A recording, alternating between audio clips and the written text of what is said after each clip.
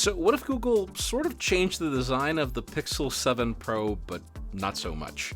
Because yes, we have some new case renders that give us a little bit of what we can expect for the Pixel 7 Pro. New rumors confirm that we might be getting a new variant for the Galaxy Watch5 series, sort of. And if you're waiting on a smartphone with a Snapdragon Plus chip, you might have to wait a bit more. I'm Jaime Rivera, and happy Friday. Isn't it an irony that we hear about that new chip, but then you hear about product delay, so it's pretty much a better idea to just buy something now? This is Pocketnow Daily.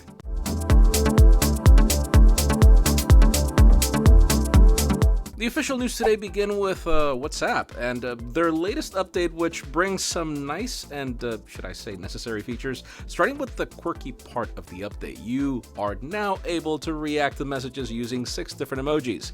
Yes, exactly like you can on Instagram and Facebook Messenger, because they're the same thing. And they promise to add support for more emojis and different skin tones in the future. But probably the most interesting part of the update is file transfers.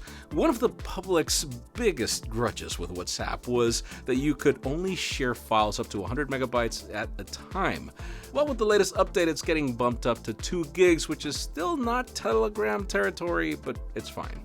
And then finally, they also doubled the maximum number of participants allowed in a group chat, making it up to 512 people for all of us Latinos with extended families. And hey, listen, my grandmother had 10 sisters, so just do the math. So yeah, decent updates overall. I mean, they should be rolling out soon.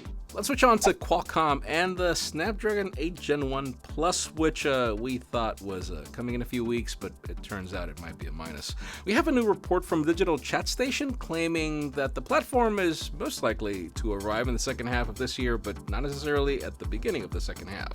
This is reportedly happening due to the lockdowns in China, which don't seem to be stopping anytime soon. The way things are looking, it'll most likely seriously impact their economy once again, and since China is the factory of the world, you get the picture.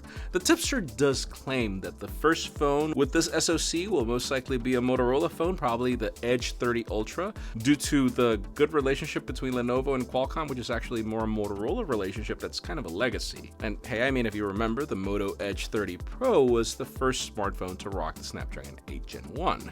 If you're wondering what changes are coming with this chip, well, we'll probably be getting a boost in GPU performance while the CPU might remain the same, and hopefully this isn't the case, but it's only an indication that if you buy any phone right now with the 8 Gen 1 today, I mean, you're probably going to be just as served, though that TSMC manufacturing process could be a major improvement.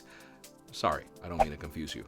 Moving on, let's talk about Samsung and their upcoming wearables. We have a new report from Galaxy Club showing evidence of a new trio of smartwatches, all carrying a codename Heart. Now, this isn't confirmation that this is the Galaxy Watch 5, but these code names are Heart S, Heart L, and Heart Pro, to go along with the previous report claiming that we'd be getting a Galaxy Watch Pro. Apparently the S is the smallest version, which will either be 40 or 42 millimeters, while the L is L for large, meaning 44 to 46 millimeters, with the Pro being kind of self-explanatory. Now the latter does serve as sort of a confirmation that there is a Pro variant in the works and should come in a single size. I mean, last month we also heard that the top tier model would bring a 572 milliamp hour battery, which is a significant upgrade over the Galaxy Watch 4. But again, we don't have confirmation to the Galaxy Watch 5 models just yet. Let's just hope they get the design better this time. And finally, for the hottest news today, let's talk about the Google Pixel 7 series. Yes, it is that time of the year again.